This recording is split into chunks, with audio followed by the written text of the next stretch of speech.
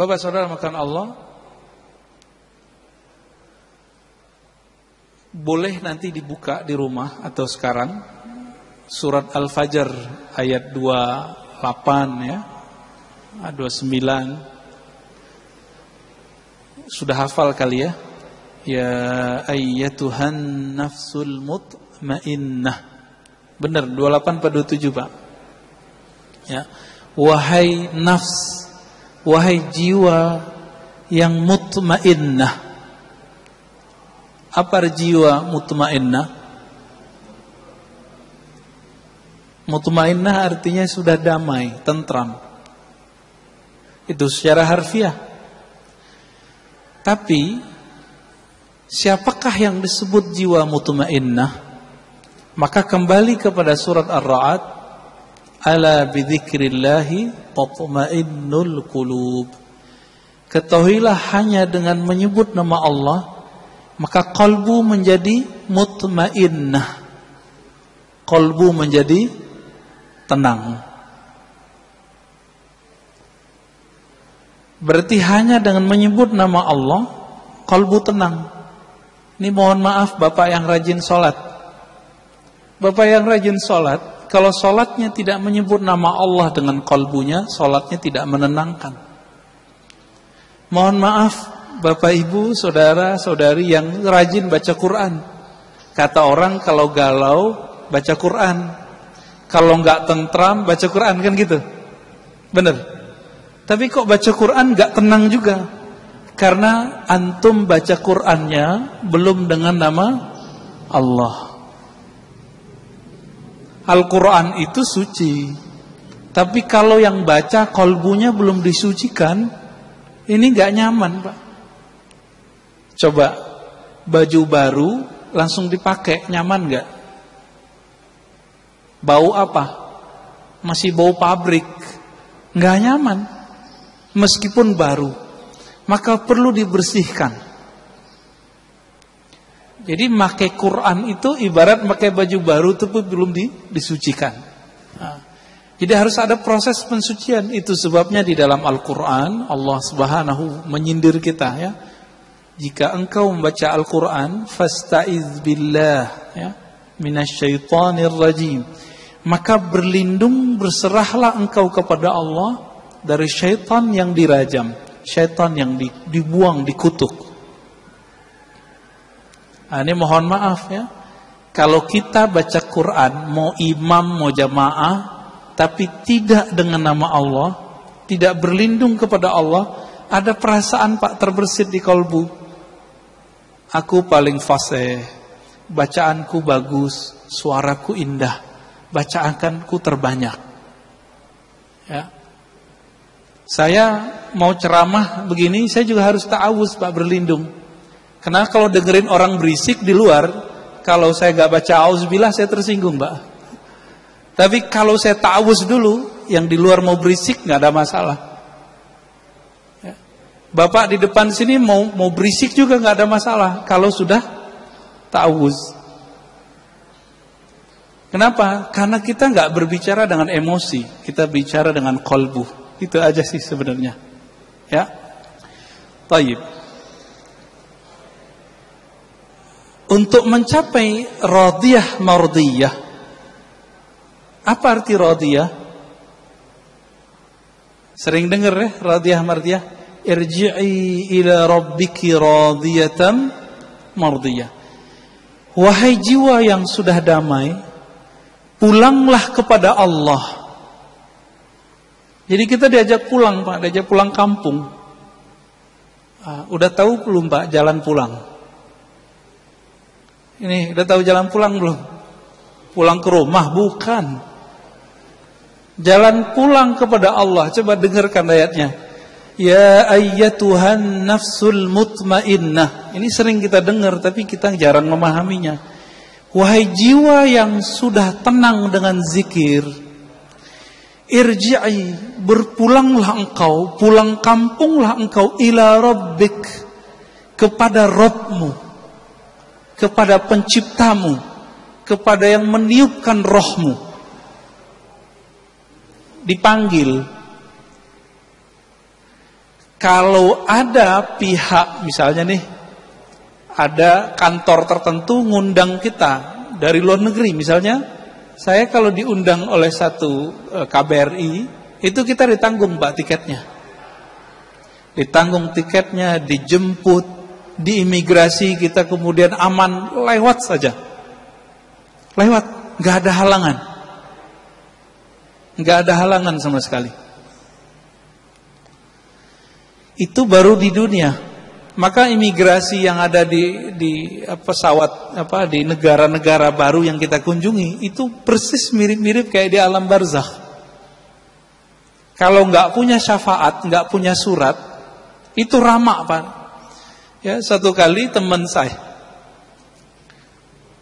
kita keluar dari Uzbek, tapi kopiahnya kopiah yang tidak disukai oleh orang Uzbek, dikira ini kopiah ekstremis. Karena orang Uzbek ini punya trauma. Di bawah Uzbek itu ada satu negara namanya Afghanistan. Itu sampai sekarang perang Pak. Kopiahnya mirip-mirip sama orang sono. Teman saya pakai kopiah itu ketika masuk ke imigrasi, ditahan Pak. Adalah 1,5 jam. Bengong aja deh ya. Untung kemudian yang lain pada sadar, ini kayaknya ada masalah nih. Dijemput, dikasih tahu, itu temanku udah baru keluar. Saya pakai kopiah Uzbek, langsung Pak lewat. Jadi cuma pakai tanda kopiah Uzbek itu bebas keluar masuk. Nah, maksud saya kira-kira gini Pak. Ini mohon maaf Bapak yang rajin sholat ke masjid. Ini berarti Islamnya kan bagus, imannya bagus. Tapi kan masih ada satu lagi. Apa? Ihsan. Kita ini sering mengatakan segala puji bagi Allah yang telah memberikan iman dan Islam. Tapi kita lupa satu lagi. Ihsan. Apa itu ihsan? Ihsan itu qalbu, merasa berhadap-hadap dengan Allah. Itu. Maka kalau qalbu sudah merasa berhadap-hadap dengan Allah, muncullah adab yang mulia. Muncul adab yang mulia. Karena kemanapun dia memandang, dia seakan-akan dilihat oleh Allah Subhanahu wa ta'ala. Itu bahasa hadis. Kalau bahasa ahli qalbu sekarang disebut ilmu ma'rifatullah, ilmu mengenal Allah. Jadi apa itu ilmu ihsan? Ilmu ma'rifatullah, ilmu mengenal Allah Subhanahu wa ta'ala. Ilmu ini yang mau cari Pak. Ilmu ini kalau nambah terus, apa yang terjadi? Rohaninya naik. Rohaninya naik.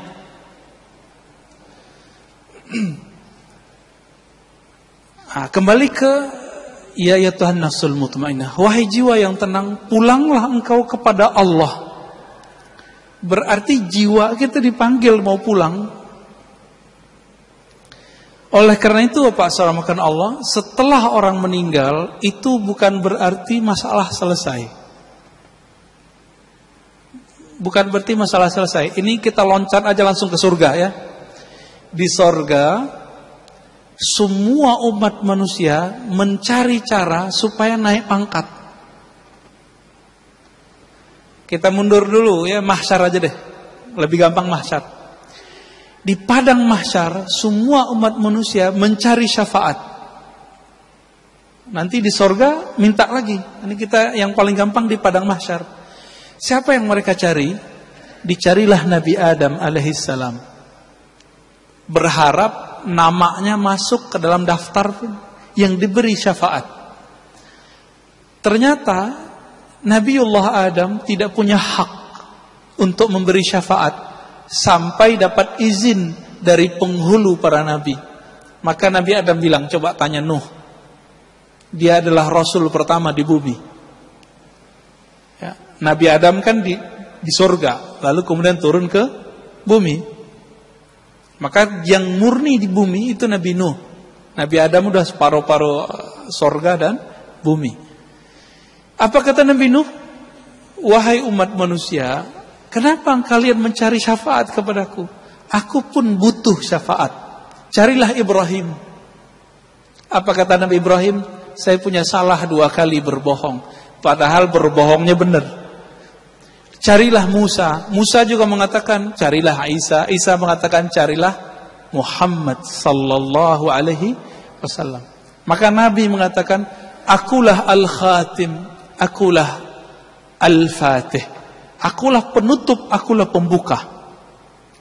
Jika tidak ada izin dari Nabi, para Nabi yang lain tidak bisa memberi syafaat umatnya. Terlihat posisi Nabi kita. Masih panjang Pak cerita. Jadi nanti lewat alam barzakh kita masih cari bantuan, cari guru lah, kira-kira begitu. Dan proses cari guru sampai orang cari gurunya Nabi. Kita cari guru Nabi, apa kata Nabi? Cari Muhammad. Ya.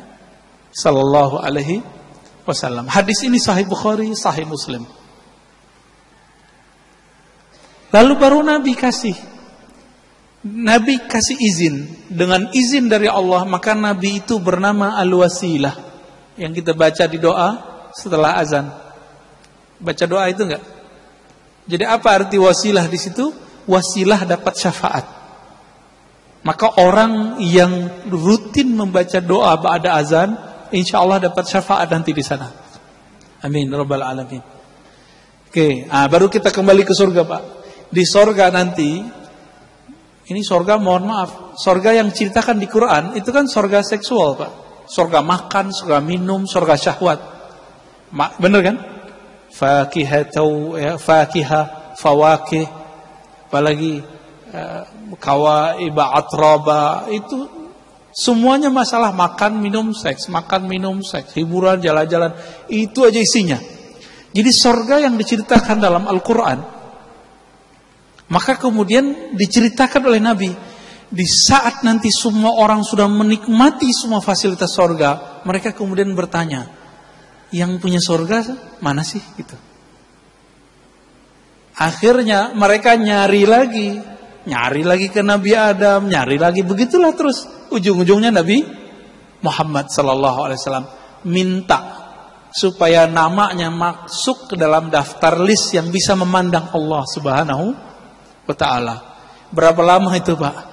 Ya, khalidina fiha, lama sekali itu. Mungkin jutaan ribu tahun, kita nggak tahu lah. Ya, apa namanya, triliunan tahun, kita nggak ngerti. Lamanya bukan main. Maka mumpung masih di dunia, cari ilmu ihsan ini supaya nanti nggak ngantri lagi, Pak, di sana. Ya, ini yang Nabi ajarkan ke sahabat-sahabatnya. Belajar ihsan dulu, baru kemudian orang diajarin sholat. Sekarang kan kebalik. Mohon maaf nih, sekarang yang pertama diajarkan hukum wajib, tidak wajib, halal, haram, sunnah, bid'ah. Ini kata yang paling favorit nih zaman ini nih. Ini sunnah, ini bid'ah, ya kan? Ini kata favorit, Pak. Akhirnya bocah-bocah baru ngaji berani nyalahin ustadz, bilang, "Ustadz, ente bid'ah. Ajaran ente bid'ah, Tad." Cuma karena dia berbeda dengan si ustadz yang sudah puluhan tahun ngaji, anak-anak sekarang berani kurang ajar, Pak. Orang-orang baru hijrah, baru ngaji di persimpangan jalan, bingung nih mau ngaji kemana. Karena pikirannya kemudian gak stabil, belum mutmainnah, setan bisikan, cari aja tuh mereka yang hitam putih, yang kalau jelasin hukumnya jelas, halal, haram, sunnah, bid'ah. Dia lupa bahwa ajaran Islam itu warna-warni. Ajaran Islam itu fleksibel. Nggak boleh kemudian kita kenceng, nggak boleh. Nah, ini yang disebut bermakrifat dulu. Masih ingat ada seorang laki-laki, dia, mohon maaf juga ya, menjima istrinya bulan puasa. Apa hukumnya? Bayar kafarah nggak? Bayar tebusan. Tebusannya lumayan mahal, Pak. Ya. Lalu datang ke Nabi, ya Rasulullah, ini untuk makan sehari-harinya nggak ada. Lalu apa kata Nabi? Kamu punya apa? Punya kurma. Jadi kurmanya dibagiin, kurmanya jadiin tebusan. Apa kata orang ini? Ya Rasulullah, ini untuk makan anak istriku. Lalu apa kata Rasulullah? Ya sudah, ente makan. Jadi kan kasih ke anak istrimu, itu jadi kafarah. Elastis, Pak. Kenapa orang hari ini kalau belajar hukum fikih itu langsung saklek? Karena nggak belajar makrifat dulu, nggak belajar ihsan dulu, langsung belajar Islam. Ini akibat kebalik belajarnya. Nggak belajar adab dulu sebelum belajar ilmu. Akhirnya ilmu nambah, sombong nambah. Bener gak nih? Ya, ilmu nambah, sombong nambah. Ilmu nambah, suuzon nambah. Ini jadi musibah hari ini, ya. Musibah di mana-mana. Karena hari ini orang cukup Pak, nggak perlu ngaji. Maka saya Bapak yang datang ke masjid hari ini saya sangat apresiasi. Orang sekarang cukup ngandalin ini. Bener gak? Ngapain ke masjid? Handphone aja gitu. Ini godaan hari ini Pak. Maka kalau kita masih bisa mengunjungi majelis ilmu, kunjungi. Kan kita sudah ada protokolnya, apalagi yang ditakuti. Ajal di tangan Allah Subhanahu wa taala, ya. Ada orang udah hati-hati, ya mati juga. Coba lihat tukang sampah tuh, Pak. Tukang sampah, jasanya besar kepada kita, enggak pakai masker. Sampai sekarang enggak ada yang kena Covid tuh. Ya, Covid ada, ya kita akui. Tapi karena mereka kuat imunnya, bagus berpikirnya. Maka Imam Sya'rani mengatakan, jangan kalian rendahkan tukang pungut sampah sama tukang sedot tinja kita. Kenapa? Kalau bukan mereka, rumah-rumah kita, perkarangan kita akan bau, akan busuk. Nah, kita hormati mereka, Pak. Nah, kembali ke yang tadi, Bapak selamatkan Allah. Surah Al-Fajr, irji'i, wahai jiwa yang tenang. Maka yang dipanggil di ayat ini hanya orang-orang yang sudah istiqomah berzikir. Sayyiduna Ibnu Abbas radhiyallahu taala anhuma mengatakan ayat ini adalah tiket orang ketika sakaratul maut. Tiket orang sakaratul maut. Jadi kalau ada orang meninggal nih, lalu turun ayat ini kepadanya, surga. Siapa mereka yang dipanggil ini? Mereka yang hari-harinya, setiap nafasnya selalu berusaha mengingat Allah Subhanahu wa taala. Dapat tiket dia. Tiket pulang kampung kepada Allah Subhanahu wa taala. Jadi tubuh ini pulang ke tanah. Tubuh ini kan tanah semua, Pak. Ya, tanah semua. Ini coba lihat Bapak yang dulu cakep, ya. Bapak ini dulu cakep-cakep kayaknya nih. Sekarang udah mulai keriput kan? Dia kena gravitasi, Pak. Tanah minta dia. Tanah bilang ente kembali kepadaku. Jadi tanah manggil, wahai tubuh yang dariku, kembalilah kepadaku. Tapi roh kita dipanggil oleh si peniup roh. Siapa yang meniupkan, menghembuskan roh ke dalam diri kita? Allah. Maka Allah akan panggil, wahai roh yang aku hembuskan, kembalilah kepadaku. Kalau nggak tahu jalan pulang, gimana caranya? Dan jalan pulangnya adalah ma'rifatullah, mengenal Allah lalu zikir. Udah dua itu aja. Nggak punah. Dua perangkat ini jadi kayak sayap. Satu ma'rifatullah, satu zikrullah. Punya dua sayap ini terbang kita Pak nanti. Nah, diteruskan oleh ayat itu. Kembalilah kepada Allah dengan dua makom. Radiyah, mardiyah. Nah, ini secara makom dari sisi Allah. Tapi dari sisi kita dibalik. Mardiyah dulu baru radiyah. Nah, tapi beberapa ulama kita tidak mempermasalahkan itu. Radiyah diartikan jiwamu ridha. Mardiyah jiwamu diridhoi. Saya kalau sudah ridho sama seseorang, dia mau buat salah aja nggak apa-apa kan? Ya kan? Kita kalau udah sayang sama anak kita lempar kita pakai ini Pak. Mau kita balas ngelempar dia? Enggak kan? Nah, inilah makomnya Ahlul Badar. Ahlul Badar ya, yang 313 itu apa kata Allah? Ya, lewat lisan Nabi, i'malu ma syi'tum. Udah kamu buat apa yang kamu mau, Allah pasti ampuni. Maksudnya apa ini? Apakah ayat ini nyuruh mereka maksiat? Enggak. Karena nur di kolbunya sudah jadi ridha, radiyah, mardiyah. Maka Ahlul Badar ini yang bisa mengalahkan orang-orang kafir ribuan, mereka cuma 313 orang. Itu Allah kasih kebebasan. Karena mereka sudah selesai dengan nafsiyahnya. Yang bikin kita durhaka kan nafsiyah ini Pak, jiwa. Jiwa ini bikin kita durhaka, hawa nafsu. Hawa nafsunya udah tunduk dengan ruhnya. Maka kata Allah, sekarang kamu buat apa yang kamu suka. Kalaupun mereka terjebak maksiat, pasti kembali. Siapa contoh sahabatnya? Nuaiman. Pada dengar? Nuaiman itu, dia perannya dua. Ya. Pemabuk, tapi suka bikin lucu. Yang bisa bikin gigi Nabi kebuka dengan senyum dan tertawa cuma Nuaiman. Tapi orang ini Nabi wafat, dia suka mabuk Pak. Di zaman Umar, sahabat-sahabat yang lain bilang, ya Umar, kok ente nggak bunuh aja nih orang gitu. Ya, di satu riwayat dikatakan, hei Umar, kenapa kamu nggak mengutuk orang ini? Apa jawab Umar? La, fa innallaha yuhibbuhu.